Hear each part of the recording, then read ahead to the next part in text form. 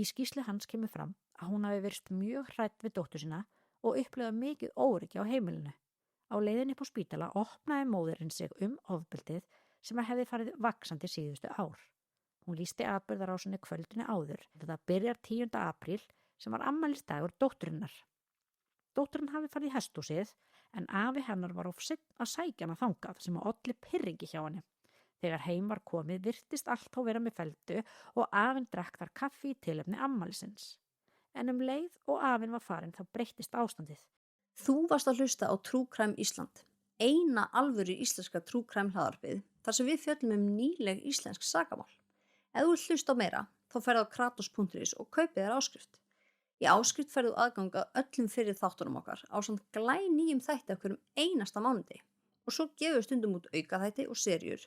Og þeir sem í áskrift koma í lokaðan Facebook-hóp þar sem við setjum inn alls konar upplýsingar. En sjáumst í áskrift!